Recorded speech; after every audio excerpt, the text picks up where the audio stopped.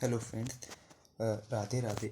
आज हम लोग स्टार्ट करने जा रहे हैं सीपीटी लेवल पे, सीए फाउंडेशन लेवल पे bank reconciliation statement.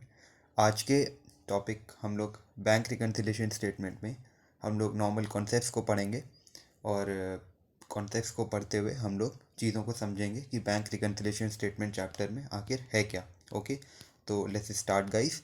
Generally bank reconciliation statement होता क्या है? बैंक रिकन्सिलिएशन स्टेटमेंट एक तरीके का ऐसा स्टेटमेंट है जिसमें हम लोग अपने कैश बुक के बैंक बैलेंस को और बैंक के बैलेंस को, बैंक पासबुक के बैंक बैलेंस को हम लोग टैली करते हैं यानी कि बिल्कुल रिकनसाइल करते हैं, हम लोग मैच करते हैं। उसमें जिस जिस तरीके के आइटम्स आते हैं उसमें हम लोग देखते हैं कि किस तरीके से उन आइटम्स का एडजस्टमेंट होगा। बस हम लोग को यही देखना होता है उसमें, और कुछ नहीं होता। आगे हम लोग देखते हैं क्या है इस चैप्टर में, क्या क्या डिफरेंसेस हो सकते हैं। वो उन्होंने बताया टाइमिंग डिफरेंसेस हो सकते हैं, डिफरेंस अराइज हो सकते हैं एरर्स की वजह से। टाइमिंग डिफरेंसेस हम लोग देखेंगे आगे इस चैप्टर में किस किस तरीके के टाइमिंग डिफरेंसेस हैं और किस तरीके से हम लोग के एरर्स की वजह से आपकी रिकन्सिलेशन में रिकन्सिलेशन होता है। ओके, चलिए फिर हम लोग अब आगे देखते हैं। ये इन्होंने बहुत ही इंट्रोडक्टरी पार्ट दिया है, इसको आप लोग देख लीजिएगा, nothing important for the exams. उसके बाद हम लोग चलते हैं बैंक पासबुक। बैंक पासबुक का इन्होंने क्या दिया है कि स्पेसिमेन दिया है, इसको आप लोग एक बार नॉलेज पर्पज से देख लें। क्या इसमें डेट होता है, पर्टिकुलर होता है, और चेक नंबर होती है, विड्रॉल होता है, और डिपॉजिट क्रेडिट और बैलेंस डेबिट या credit side. Okay, date, particular, cheque number, withdrawal, deposit and balance. Okay, फिर उसके बाद इन्होंने हम लोग को क्या बताया, मेन जो पार्ट है इन्होंने बैंक रिकन्सिलिएशन स्टेटमेंट फिर इसको स्टार्ट किया है। ओके, बैंक रिकन्सिलिएशन स्टेटमेंट में उन्होंने बताया आपके पास दो कॉलम्स होते हैं। इन्होंने बताया एक होता है bank column of the cash book and bank statement. Bank column of the cash book, इसका मतलब है कि आपका जो कैश बुक है उसमें आपको बैंक कॉलम से स्टार्ट करना होगा। और बैंक कॉलम से स्टार्ट करते हुए आपको कहाँ तक जाना है? बैंक कॉलम से स्टार्ट करते हुए आपको कहाँ तक जाना है? आपको जाना है बैंक की पासबुक तक। और बैंक, अगर आपने बैंक पासबुक से स्टार्ट करा तो आपको कहाँ तक जाना है?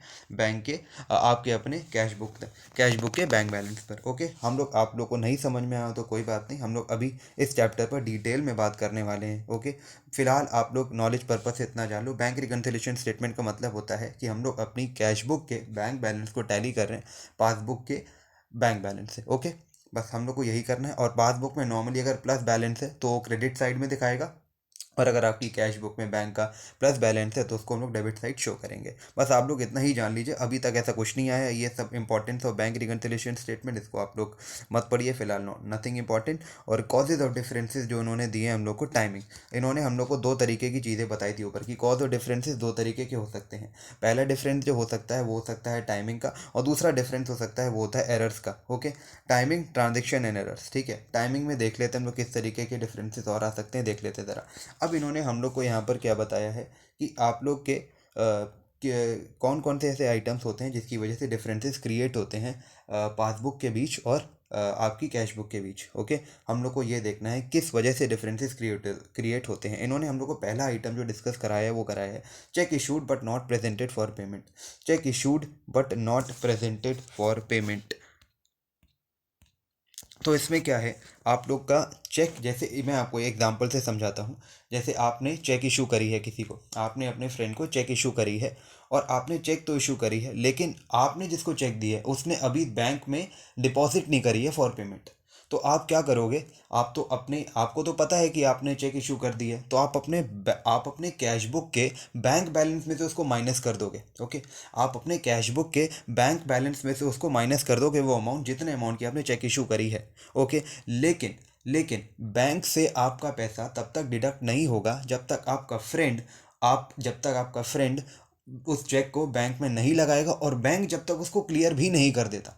और आपने कब आप अपने कैश बुक के बैलेंस में से माइनस कर दिया? जब आपने अपने फ्रेंड को चेक इशू ही करी थी। ओके, तो इसका मतलब आपका जो कैश बुक का जो बैंक बैलेंस है, आपका जो आपकी बुक्स में जो कैश बुक का बैंक बैलेंस है वो तो कम हो गया होगा। ठीक है, तो अब इस वजह से अब यहाँ पर आपको रिकन्सिलेशन की ज़रूरत पड़ सकती है। जैसे यहाँ पर आपको एग्जांपल दिया गया है, balance as per cash book and passbook are 10,000, cheque of ₹2,000 is issued but not presented for payment. ठीक है, चेक 2,000 की आपने इशू करी लेकिन पेमेंट के लिए प्रेजेंट नहीं करी गई। ओके, तो जैसे मान लीजिए यहाँ पर आपका जो कैश बुक का और पासबुक का बैंक बैलेंस था, दोनों तरफ देखिए 10,000 था। ठीक है, और उसके बाद यहाँ पर क्या हुआ, आपने देखिए जिसको आपने चेक इशू करी है तुरंत आपने यहाँ पर 2000 क्रेडिट साइड, यानी कि तुरंत आपने पेमेंट दिखा दिया और आपने अपना बैंक का, और आपने अपनी कैश बुक के बैंक कॉलम में आपने जो बैलेंस दिखाया वो 8000 दिखाया, ठीक है। तो यहाँ पर आपका बैलेंस 8000 हो गया कैश बुक की बैंक बैलेंस में, और उसके बाद बैंक में आपका जो बैलेंस रहा वो 10,000 ही रहा, ठीक है। तो ये देखिए ये डिफरेंस क्रिएट हो गया, तो हम लोग को 2000 रुपये इसको रिकनसाइल करना पड़ेगा, ठीक है। तो ये एक आपका डिफरेंस हो गया। दूसरा डिफरेंस क्या है, check deposited with the bank but not clear. अब आपने क्या करा है, चेक आपने डिपॉजिट करी है बैंक के साथ और आपकी चेक क्लियर नहीं हुई है।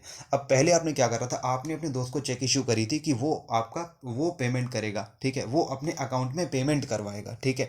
अब आपको किसी दूसरे से चेक मिली है, लेकिन आप आराम कर रहे हैं, आप आलसी हैं और आपने अभी तक बैंक में नहीं लगाई है, ठीक है। तो फिर क्या हो सकता है, check deposited with the bank but not clear. तो आपको पता है कि आपके हाथ में चेक है, तो आप क्या करोगे, बिना बैंक में लगाए आप क्या करोगे, सीधे उस अकाउंट को सीधे आप अपने कैश बुक के बैंक बैलेंस में आप उसको अपने बैंक बैलेंस को बढ़ा दोगे, ठीक है। तो फिर यहाँ पर जैसे यहाँ पर एग्जांपल दिया गया, balance as per cash and passbook at 12,000, cheque of ₹3,000 is deposited but not clear. तो यहाँ पर जैसे कि मैंने कहा, आप अपने कैश बुक के बैंक बैलेंस को बढ़ा दोगे 3000 से, देखिए, ठीक है। तो आपका जो कैश बुक का बैंक बैलेंस है वो 15,000 हो गया, ठीक है ना। फिर उसके बाद यहाँ पर, लेकिन क्या बैंक ऐसा करेगा क्या, बैंक ऐसा करेगा नहीं, बैंक तो बिल्कुल नहीं करेगा ऐसा। क्यों नहीं करेगा बैंक ऐसा, 3000 क्यों नहीं बढ़ाएगा, क्योंकि आप बैंक के पास गए नहीं हो, आप बैंक के पास चेक क्लियर कराने के लिए गए ही नहीं हो, क्योंकि एडजस्टमेंट है check deposited with the bank but not clear, ठीक है। आपने चेक डिपॉजिट करी है बैंक के साथ लेकिन क्लियर नहीं हुई है, यहाँ तो आपने चेक डिपॉजिट नहीं करी, यहाँ आपने डिपॉजिट करी पर क्लियर नहीं हुई। बैंक आपके बैलेंस को तब तक नहीं बढ़ाएगा जब तक आपकी जो चेक है वो क्लियर नहीं हो जाती, ठीक है ना। तो यहाँ पर ये एक तरीके का ऐसा आइटम है जिसकी वजह से मिसमैच हो सकता है दोनों बैलेंसेस के बीच, ओके। तीसरा जो आ सकता है, इंटरेस्ट अलाउड बाय बैंक। आपका सेविंग बैंक अकाउंट है या आपका कोई भी करेंट अकाउंट है, तो उसमें जो आपको इंटरेस्ट मिल सकता है, ओके। तो उसमें आपको इंटरेस्ट मिलेगा। तो कभी कभार ऐसा होता है कि हम लोग के पास बहुत सारे काम होते हैं, बिजनेसमैन के पास या किसी स्टूडेंट के पास जिसका जो भी अकाउंट है, तो उन लोगों को पता नहीं चल पाता है कि यार हमारे अकाउंट में कुछ इंटरेस्ट भी आया होगा। जैसे मेरे साथ ही कई बार होता है, आप लोग के साथ भी ऐसा बहुत बार हुआ होगा। तो हम लोग को क्या करते हैं, तो हम लोग उसकी जो इंटरेस्ट की एंट्री है जो बैंक ने आपको अलाउ किया है, तो हम लोग क्या करते हैं, हम लोग अपनी बैंक में हम लोग अपनी कैश बुक की हम कैश बुक के बैंक बैलेंस में ऐड नहीं करते, ठीक है, क्योंकि हम लोग को पता ही नहीं होता है। लेकिन बैंक उसको टाइम टू टाइम ऐड करता रहता है। तो अब वो जो बैंक ऐड करता रहता है, तो इस वजह से भी आपका डिफरेंस यहाँ पर क्रिएट हो सकता है, ठीक है ना। तो ये भी आप का एक पॉइंट हो जाएगा जो क्रिएट हो जाएगा। Interest and expenses charge by the bank. अब ये किस तरीके के एक्सपेंसेस हो सकते हैं सर, ये आपके एक्सपेंसेस इस तरीके से हो सकते हैं, जैसे मान लीजिए आपके मोबाइल में तरह तरह के मैसेजेस आते रहते हैं बैंक की तरफ से, ठीक है ना जी। तरह तरह के मैसेजेस आ रहे हैं बैंक की तरफ से, तो आ रहे हैं तो आ रहे हैं, तो हम लोग को पता नहीं चलता है कि हम लोग को लगता है मैसेजेस सारे फ्री हैं, नहीं, पर बैंक कुछ ना कुछ आपके चार्जेस डिडक्ट करता है। या आपने जो इंटरनेट बैंकिंग की सर्विसेज लेके रखी हो, तरह तरह की सर्विसेज के बैंक आपके पैसे चार्ज करता है, एक्सपेंसेस के चार्ज करता है। तो हम लोग को इसकी डिटेल में नहीं जाना, बस इतना समझना है कि जो बैंक एक्सपेंसेस डिडक्ट करता है वो बैंक डिडक्ट करता रहता है, और हम लोग को कभी कभार उसकी खबर नहीं लगती है, इसलिए हम लोग अपनी कैश बुक के बैंक बैलेंस को अपडेट नहीं कर पाते, और हमारा पासबुक जो होता है वो डिडक्ट होता चला जाता है इस चार्जेस की वजह से, ठीक है ना। पासबुक का जो क्रेडिट बैलेंस है वो कम होता चला जाता है। तो इस वजह से ये भी एक ऐसा पॉइंट है जिसकी वजह से मिसमैच क्रिएट होती है, okay. Interest and dividend collected by the bank. अब जैसे मान लीजिए आपने क्या करा था, आपने कुछ सिक्योरिटीज़ में इन्वेस्ट करा था, ठीक है। और आपने जो सिक्योरिटीज़ में इन्वेस्ट करा था, तो आपने क्या बोला था कि हमारा जो बैलेंस है, अब आपका इंटरेस्ट आता चला जाता है। आपने जो सिक्योरिटीज़ में इन्वेस्ट करा था, आपने डिबेंचर्स में से बहुत इन्वेस्ट करा था, तो आपको जो भी इंटरेस्ट है वो आ रहा था, ठीक है। और आपको लेकिन पता नहीं चल रहा था मुझे इंटरेस्ट कब मिल रहा है कब नहीं मिल रहा है। तो इस तरीके से तो यहाँ पर क्या होगा, तो फिर आपका जो कैश बुक का जो बैंक बैलेंस है वो आपका वहीं का वहीं रह जाएगा, लेकिन आपका जो पासबुक का बैलेंस है वो बढ़ जाएगा, ठीक है ना। तो इस वजह से भी आपका कैश बुक का और पासबुक का जो बैलेंस है वो मिसमैच हो सकता है। Direct payment by the bank, यहाँ पर क्या है कि आपका जो डायरेक्ट आप जैसे यहाँ पर मैं आपको एग्जांपल से समझाता हूँ कि यहाँ पर कैश बुक और पासबुक का जो बैलेंस है वो 20,000 है। आपने बैंक को इंस्ट्रक्शन दिए कि आप इंश्योरेंस प्रीमियम पे करते रहें 1500 रुपये इंश्योरेंस कंपनी को हर महीने के एंड पे। हर महीने के एंड पे आप क्या करते रहें, आप 1500 रुपये पे करते रहें, ठीक है। तो फिर बैंक को आपने इंस्ट्रक्शन दिए तो बैंक तो हर महीने हर एंड पे हर मंथ एंड पे आपको अपना जो है पे करता रहेगा। लेकिन हम लोग कभी कदार इरेगुलर हो सकते हैं, क्योंकि हमने जो बैंक को बोला है कभी कदार हम वो भूल जाएंगे कि हम कभी कदार एंट्री नहीं कर पाएंगे, तो इस वजह से भी आपका जो मिसमैच है वो क्रिएट हो सकता है, ठीक है ना जी। आगे हम लोग देखते हैं direct payment into the bank by customer. आपने क्या सेवेंथ पॉइंट में क्या सिक्स पॉइंट में क्या बोला था कि आपने बैंक को इंस्ट्रक्शन दिए थे कि आप पेमेंट करो। अब क्या हो सकता है, अब आपने बैंक को बोला है कि हमारे अकाउंट में जो पैसा है वो आपको कलेक्ट करके रखना है। तो यहाँ पर जस्ट पिछले वाले पॉइंट से जस्ट रिवर्स हो सकता है। और यहाँ पर मैं सबसे ज़्यादा इंपॉर्टेंट पॉइंट है एट्थ पॉइंट में, जिसको मानता हूँ थोड़ा सा इसको इंपॉर्टेंट मार्क कर लीजिए फॉर एग्जाम्स। इसको मैं थोड़ा सा इंपॉर्टेंट मार्क करूँगा, 1 सेकेंड 1 सेकेंड, हाँ, इसको थोड़ा सा आप इम्पोर्टेंट मार्क कर लीजिए, ठीक है ना जी। 1 सेकेंड, हाँ, इसको थोड़ा सा आप इम्पोर्टेंट मार्क कर लीजिए फॉर द एग्ज़ाम्स।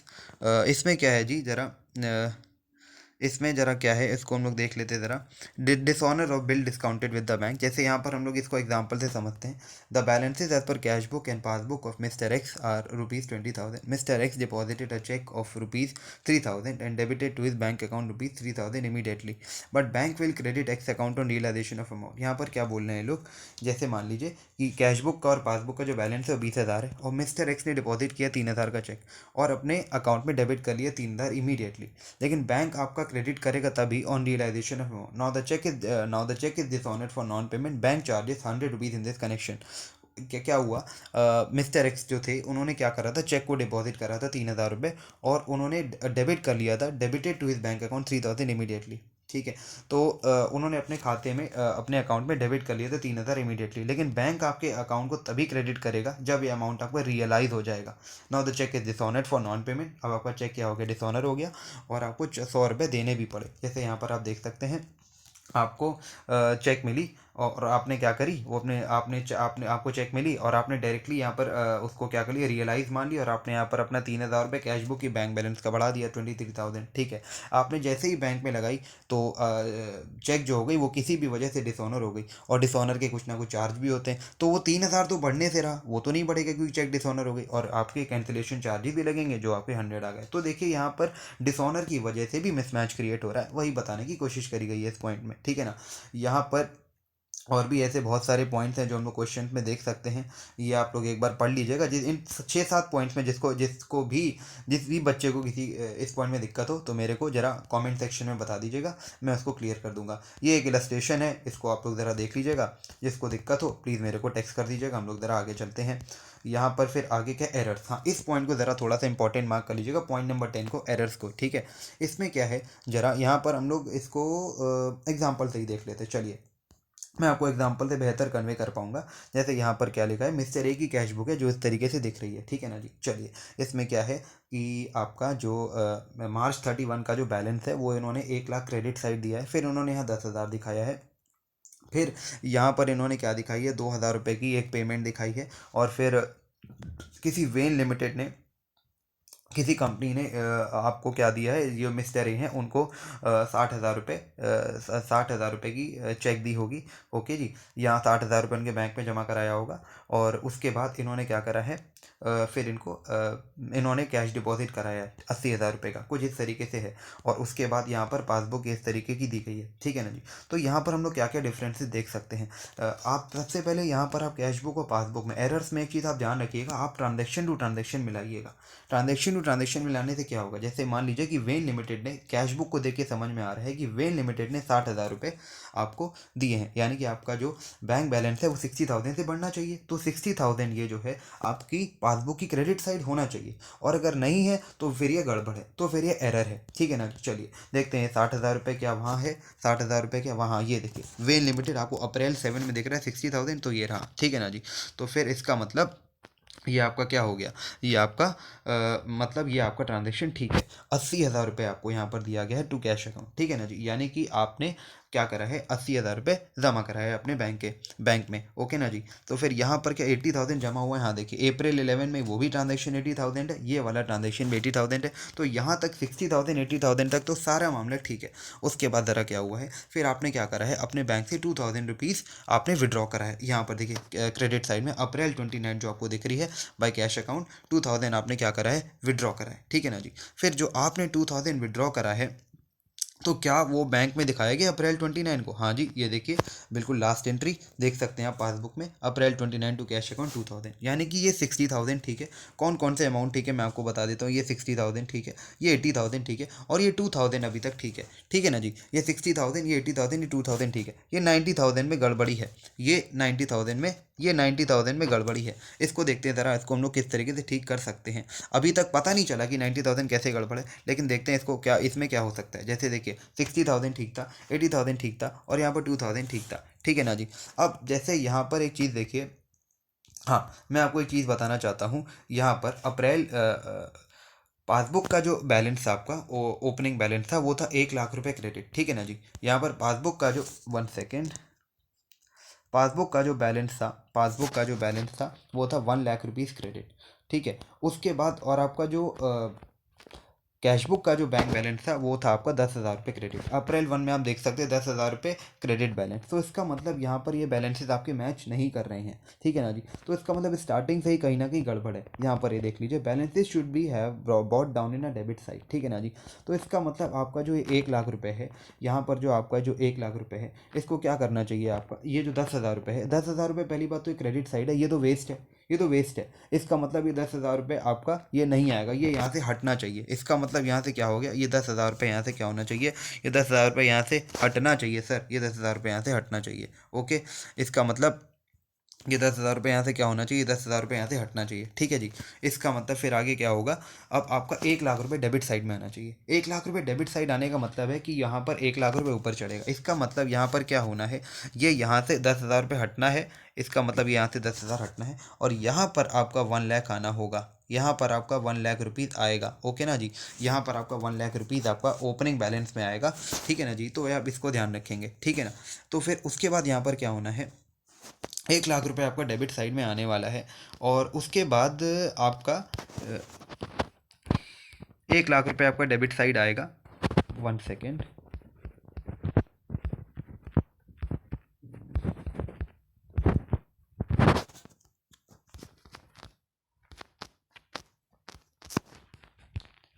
1,00,000 रुपीज़ आपका पहली बात तो डेबिट साइड आना है, और उसके बाद आपका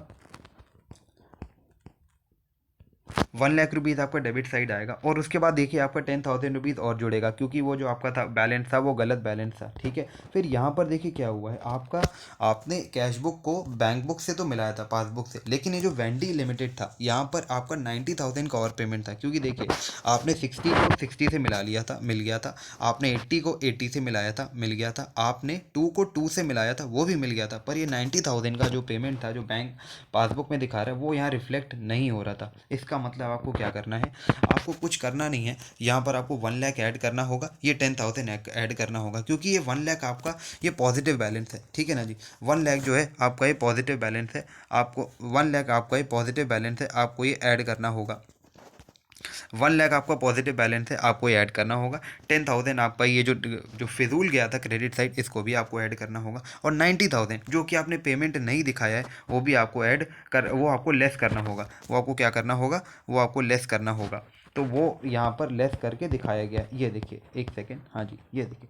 तो वो आपका क्या किया गया, वो आपका 90,000 जो है लेस करके दिखाया गया। तो आपका एग्जिस्टिंग बैलेंस जो था उसमें ये सारे एडजस्टमेंट हो गए, यानी कि 128 में, यानी कि क्या होगा 128 में आपने क्या किया है, वो 1,00,000 आपने ऐड किया है, और आपने 10,000 ऐड किया, और आपने 90,000 लेस किया है। तो आप इसको कैलकुलेट करेंगे, यू विल गेट 1,48,000। ठीक है ना जी। तो आपका जो करेक्ट बैलेंस होना चाहिए वो कैश बुक की बैंक बैलेंस में, कैश बुक का बैंक बैलेंस जो होना चाहिए वो करेक्ट होना चाहिए 148,000, और बैलेंस एज पर पासबुक कितना है, वो है 328,000। ठीक है। ऐसा कुछ दिखाया गया कि आपका जो ये क्लोजिंग बैलेंस है वो 328,000। इसमें आपने क्या करना है, देखिए यहाँ पर क्या मिस्टेक हुई है, जैसे यहाँ वाला देखिए अप्रैल 11 को, अप्रैल 11 में आप ज़रा देख सकते हैं, अप्रैल 11 में इस वाली डेट पे यहाँ पर क्या हुआ है, 240,000 दिखा रहा है। उसके बाद यहाँ पर पेमेंट दिखा रहा है अप्रैल 13 को। तो आपका ये जो बैलेंस है 240 माइनस 90 150 होना चाहिए। यहाँ पर क्या होना चाहिए, 240 माइनस 90 150, पर यहाँ पर आपकी बुक्स में दिखा रहा है 330। तो इसका मतलब आपने क्या करा है, गलत आपने पेमेंट को डिपॉजिट ट्रीट कर लिया। आपने पेमेंट को डिपॉजिट ट्रीट करा है, इसका मतलब इसका 90 जो आपने गलत किया वो तो है ही है, और आपने पेमेंट को जो डिपॉजिट ट्रीट करा है उसको 90,000 और ऐड करेंगे। इसका मतलब आपका क्या होने वाला है, 180 ऐड हो जाएगा आपका, 180 सॉरी माइनस हो जाएगा। तो 328 माइनस 180 माइनस होगा 1,48,000 आने वाला है। ठीक है ना जी। अब हम लोग यहाँ पर ये सारे एडजस्टमेंट जो थे मेनली वो हम लोगों ने कर लिए हैं। उसके बाद यानी कि किस किस वजह से डिफरेंसेस आते हैं वो हम लोग ने देख लिए हैं। अब इन्होंने हम लोग को बताया कि हम लोग किस तरीके से आपका स्टेटमेंट प्रिपेयर करते हैं। यानी कि देखिए हम लोग 4 तरीके से स्टेटमेंट को प्रिपेयर करते हैं। पहला जो यहाँ पर काम है, 1 सेकेंड, हाँ, पहला जो यहाँ पर हम लोग देख सकते हैं, पहला जो यहाँ पर काम हो सकता है वो यही होगा कि आपका जो हम लोग स्टार्टिंग करेंगे वो कुछ स्टार्ट करेंगे debit balance as per cash book से। कैश बुक के डेबिट बैलेंस से हम लोग स्टार्ट करेंगे और हम लोग कहाँ तक पहुँचेंगे, पासबुक की क्रेडिट बैलेंस तक। फिर हम लोग अगर क्रेडिट बैलेंस से शुरू करें कैश बुक की, तो हम लोग कहाँ तक पहुँचेंगे, डेबिट बैलेंस और पासबुक। उसके बाद था हम लोग ने अगर डेबिट बैलेंस और पासबुक से स्टार्ट किया तो हम लोग कहाँ तक पहुँचेंगे, क्रेडिट बैलेंस और कैश बुक। और अगर हम लोग ने credit balance as per passbook से शुरू किया तो हम लोग कहाँ तक पहुँचेंगे, debit balance as per cash book. ठीक है ना जी। तो इस तरीके से हम लोग स्टेटमेंट्स को देखेंगे। चलिए आगे चलते हैं ज़रा। यहाँ पर उन्होंने क्या बताया, टाइप्स ऑफ प्रॉब्लम्स, किस तरीके की प्रॉब्लम बन सकती हैं जब कॉज और डिफरेंस गिवन हो, reconciling without adjusting cash book. ठीक है ना, यानी कि हम लोग को रिकनसाइल करना है बिना कैश बुक को एडजस्ट करें, या रिकनसाइल करना है बिना रिकनसाइल करना है कैश बुक को एडजस्ट करने के बाद। ठीक है जी। हम लोग देखते हैं ज़रा किस तरीके के हम लोग के पास एग्जाम्पल्स बनते हैं। हम लोग ज़रा एक दो एग्जाम्पल्स को देख लेते हैं। जैसे यहाँ पर देखिए, या ये आप लोग एग्जाम्पल देख सकते हैं ज़रा, यहाँ पर क्या दिया गया है, छोड़िए, एक काम करते हैं हम लोग, नेक्स्ट चीज़ पे चलते हैं। ये आप लोग देख लीजिएगा ज़रा, ये मेनली आपको पता चल जाएगा जब आप लोग प्रॉब्लम्स को कर लेंगे। तो इसको मैं फ़िलहाल रोक देता हूँ। ठीक है, यहाँ ये वाला एग्जांपल आप ज़रूर आप लोग एक बार देख लीजिएगा, ज़रूर निश्चित तौर पे ये वाला एग्जांपल आप लोग ज़रूर एक बार देख लीजिएगा। ये वाला एग्जांपल, ये वाला, ये आप लोग ज़रूर एग्जांपल देख लीजिएगा, बिल्कुल ये आपके काम आएगा। और इसमें जो भी आपको प्रॉब्लम हो मेरे से डिस्कस कर लीजिएगा, कमेंट सेक्शन में बता दीजिएगा। मैं मेनली इस चैप्टर के पॉइंट्स को कवर अप कर रहा हूँ, ताकि आप लोग जब भी ये चैप्टर स्टार्ट करो तो आप लोग इन पॉइंट्स को सुन लो, और फटाफट आधे घंटे में इसकी जो लिसनिंग है वो सुन लो, और उसके बाद आप लोग क्या करोगे, आप लोग फिर इस चैप्टर को कवर अप कर लोगे अपनी बुक से। ओके, यहाँ पर अब आपने क्या किया है, जैसे मैं मेनली आपको मैं कवर अप कराना चाहता हूँ, मेनली मैं आपको यही कवर अप कराना चाहता हूँ, मेनली मैं आपको यही कवर अप कराना चाहता हूँ, ये वाला। ठीक है, ये बहुत इंपॉर्टेंट है एग्ज़ाम पॉइंट ऑफ व्यू से, यही एग्ज़ाम में आता है। ठीक है ना जी। चलिए, इसमें क्या है कि बैंक रिकन्सिलेशन हम लोग बिना एडजस्टेड कैश बुक के, bank reconciliation statement without preparation of adjusted cash book, देखते हैं ज़रा इसमें क्या है। जैसे मैं मान लीजिए, आप लोग ये सब मत देखिए, यहाँ से देखिए, ये देखिए, जैसे ये जो पहला वाला कॉलम है, ये जो पहला वाला कॉलम है आपका, ये रहा favourable balance as per cash book. Favourable balance as per cash book के अंदर क्या है, favourable balance as per cash book में क्या, cheque deposited but not clear. Cheque आपने डिपॉजिट तो करी है लेकिन वो क्लियर नहीं हुई है। अब जैसे आप लोग ने कैश बुक से शुरू किया, और आप लोग जाना कहाँ चाहते हो, आप लोग जाना चाहते हो फाइनल बैलेंस ऑफ पासबुक, यानी कि क्रेडिट बैलेंस ऑफ पासबुक। ठीक है ना जी, आप लोग यहाँ तक जाना चाहते हो। ठीक है ना जी। तो आप लोग क्या करोगे, आपने चेक तो डिपॉजिट करी है, मैं आपको सिर्फ ये वाला फर्स्ट वाला क्लियर कराऊंगा। मैं आपको आपकी इन्फॉर्मेशन के लिए बता दूं, मैं आपको सिर्फ ये वाला ही क्लियर कराऊंगा। उसके बाद सारे रेट्रोस्पेक्टिवली आप लोग ये वाला और ये वाला, आप ये तीनों ही आप लोग खुद से एडजस्ट कर लोगे। ठीक है ना जी। मैं आपको सिर्फ फर्स्ट वाली ये जो कॉलम है उसका ही क्लियरेंस दूंगा, बाकी आप लोग सब रेट्रोस्पेक्टिवली उसको देख लोगे। ठीक है ना जी। चलिए, फिर भी अगर किसी बच्चे को डाउट आता है तो वो मेरे को मैसेज कर सकता है, कमेंट कर सकता है। ओके, चलिए। अब जैसे यहाँ पर उन्होंने बोला, आप लोग ने शुरू करा है कैश बुक से। ठीक है, चेक आपने डिपॉजिट करी है लेकिन वो क्लियर नहीं हुई है। आपने बैंक में डिपॉजिट करी है और वो क्लियर नहीं हुई है, इसका मतलब आपका जो कैश बुक का बैलेंस है वो क्या हो गया होगा, बढ़ गया होगा। ठीक है, और आपका पासबुक का बैलेंस उतने का उतना ही रहा होगा। तो इसका मतलब आपको कैश बुक से पासबुक तक जाना है, और आपका पासबुक का बैलेंस कम है, तो ज़्यादा वाली चीज़ से कम वाली चीज़ पर जाना है तो सब्ट्रैक्ट करना पड़ेगा। तो आपको क्या करना पड़ेगा, आपको सब्ट्रैक्ट करना पड़ेगा। तो हम लोग ने यहाँ पर क्या किया है, सब्ट्रैक्ट किया है, ठीक है ना जी। तो यहाँ पर क्या हुआ, ये देखिए ये सब्ट्रैक्ट हुआ है, ठीक है। चलिए अब सेकंड पॉइंट की तरफ चलते हैं। Cheque issued but not presented to bank, ठीक है। आपने क्या करी है, cheque issued but not presented to bank, cheque deposited but not clear. Cheque issued आपने क्या की है, दूसरे को चेक दी है, ठीक है ना जी, और उसने क्या की है, बैंक में प्रेजेंट नहीं करी है, तो आपने पेमेंट अपनी बुक्स में पहले ही दिखा दिया होगा। इसका मतलब आपका जो कैश बुक का बैंक बैलेंस है वो पहले से कम रिफ्लेक्ट कर रहा है, लेकिन लेकिन जो पासबुक का बैलेंस है वो उतने का उतना ही है। लेकिन जो पासबुक का बैलेंस है वो उतने का उतना ही है। इसका मतलब आपका कैश बुक का बैलेंस कम हो गया और आपको जाना कहाँ तक है, इसका मतलब पासबुक का बैलेंस बढ़ा हुआ है। पासबुक का बैलेंस क्या है, मतलब आपका कैश बुक का बैलेंस कम हो गया, यानी कि कम चीज़ से अब आपको कहाँ जाना है, ज़्यादा वाली चीज़ पे। तो इसका मतलब आपको क्या करना पड़ेगा, अब आपको ऐड करना पड़ेगा। तो यार ये देखिए ये वाला एडजस्टमेंट क्या होगा, ऐड का हो गया। थर्ड वाले में क्या है, cheque directly deposited in bank by customer. Cheque क्या करा गया, डायरेक्टली डिपॉजिट करा है बैंक में किसी कस्टमर ने, ठीक है। चेक किसी बैंक कस्टमर ने बैंक में डायरेक्टली डिपॉजिट करा, तो आपको उस चीज़ की खबर ही नहीं है, ठीक है। लेट्स सपोज आपको खबर नहीं है, तो इसका मतलब आपका जो cheque directly deposited in bank by customer, bank ने क्या करा, कस्टमर ने क्या करा है, आपके खाते में डायरेक्टली डिपॉजिट करा है। तो इसका मतलब आपको क्या करना पड़ेगा, अब आपको यहाँ पर ऐड करना पड़ेगा, ठीक है। थर्ड वाला एडजस्टमेंट इस तरीके से हो जाएगा। चौथा वाला क्या है, income directly receive by bank. Income आपने क्या करी है, बैंक ने डायरेक्टली रिसीव कर ली है। सेम केस यहाँ पर भी, यहाँ पर आपको खबर ही नहीं है कि हम लोग को इनकम भी रिसीव हुई है, ठीक है। तो आपको जाना कहाँ तक है, आपका बैलेंस कम है, इसका मतलब आपका बैलेंस कम है, आपका कैश बुक, आपका पासबुक का बैलेंस तो क्या है, बढ़ा हुआ है। तो आपको कम चीज़ से कहाँ पर जाना है, ज़्यादा, कम अमाउंट से ज़्यादा अमाउंट पर जाना है, तो आपको क्या करना पड़ेगा, नॉर्मली ऐड करना पड़ेगा। पांचवा वाला पॉइंट है, expenses directly paid by bank on standing instruction.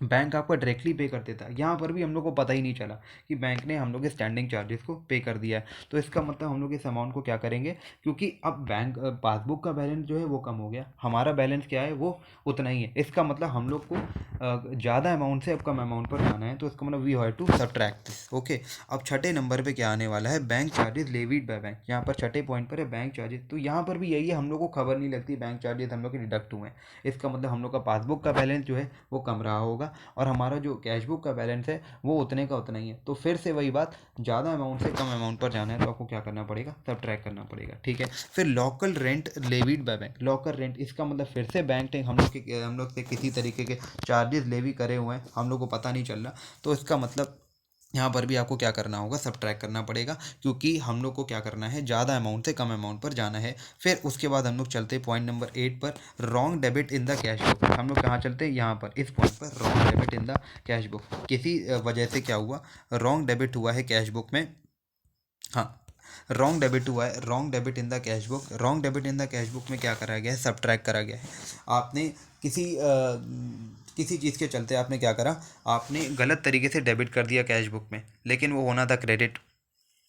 आपने गलत डेबिट कर, आपने रॉन्ग डेबिट कर दिया है कैश बुक में। वो आपने क्या करा, यानी कि आपने अपने कैश बुक के बैंक बैलेंस को, कैश बुक के बैंक बैलेंस को बढ़ा दिया है, ठीक है। आपने कैश बुक के बैंक बैलेंस को बढ़ा दिया है, तो आपका कैश बुक का बैंक बैलेंस बढ़ गया, लेकिन आपका पासबुक का बैंक बैलेंस क्या, उतने का उतना ही है। यानी कि आपको फिर से ज़्यादा वाले अमाउंट से कम अमाउंट पर जाना है, तो आपको क्या करना पड़ेगा, सब ट्रैक करना पड़ेगा, ठीक है सर।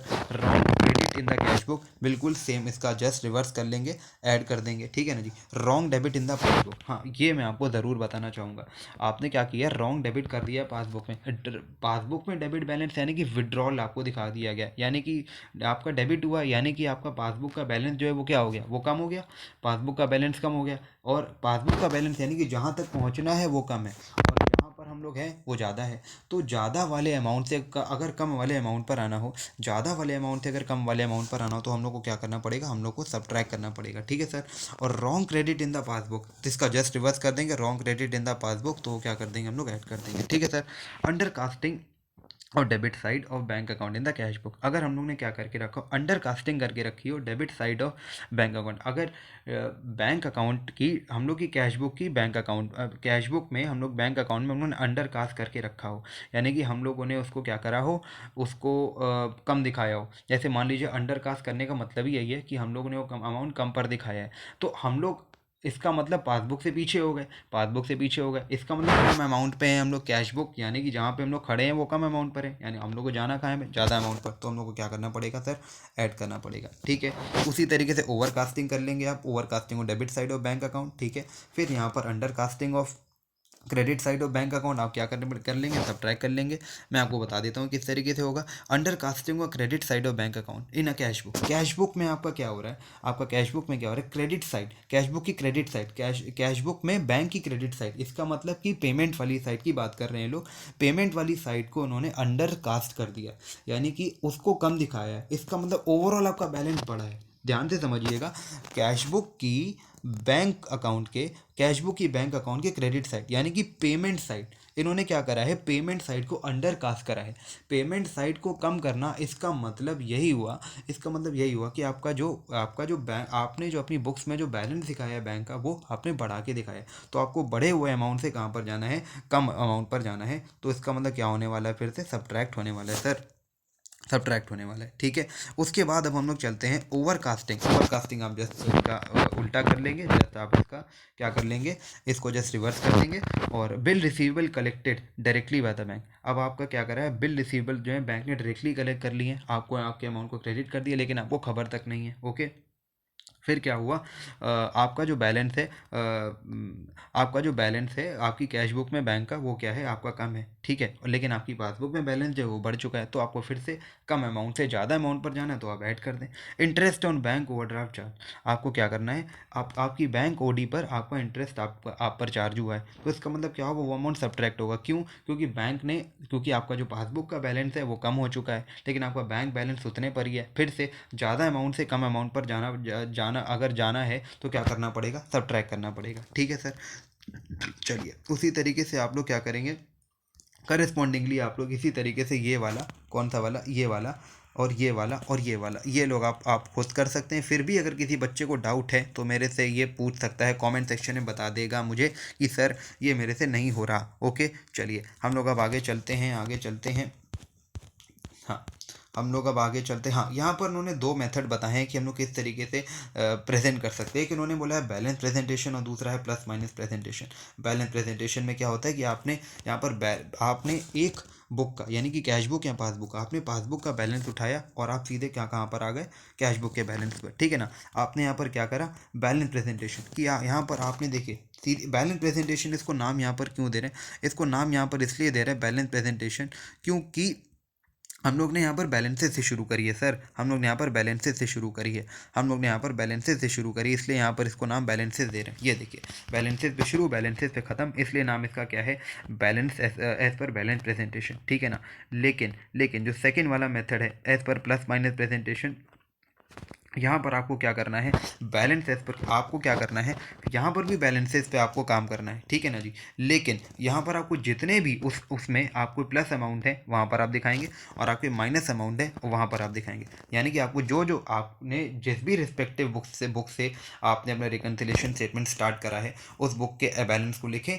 और उस बुक के बैलेंस में आपके जो भी अमाउंट उस रिकन्सिलेशन स्टेटमेंट में ऐड करने हो, उसका प्लस अमाउंट के कॉलम में सारा एक साथ ऐड करें। जैसे यहाँ पर देखिए, आप देख सकते हैं, ये आप देखिए, आप इसको ऐड करें, और उसके बाद उसके ये वाला आप ऐड करें, और उसके बाद जो माइनस वाला है उसमें यहाँ पर आप इस तरीके से इसको दिखा दें, माइनस वाले को यहाँ पर इस तरीके से दिखा सकते हैं आप। ठीक है सर, तो इसलिए इसको नाम प्लस माइनस प्रेजेंटेशन बोला गया। प्लस माइनस क्यों, क्योंकि यहाँ पर प्लस का एक अलग कॉलम, माइनस का एक अलग कॉलम, हम लोग वहाँ पर भी ऐड कर रहे हैं, लेकिन वहाँ पर आपका कुछ एक तरीके का एक फिक्स चीज़ नहीं है। ठीक है ना, वहाँ पर हम लोग कुछ भी एडलेस अपने हिसाब से कर सकते हैं, लेकिन यहाँ पर इस प्रेजेंटेशन से दिखाएंगे, तो इस मेथड को हम लोग क्या बोलेंगे, प्लस माइनस प्रेजेंटेशन। ठीक है सर, उसके बाद आपके इलस्ट्रेशन।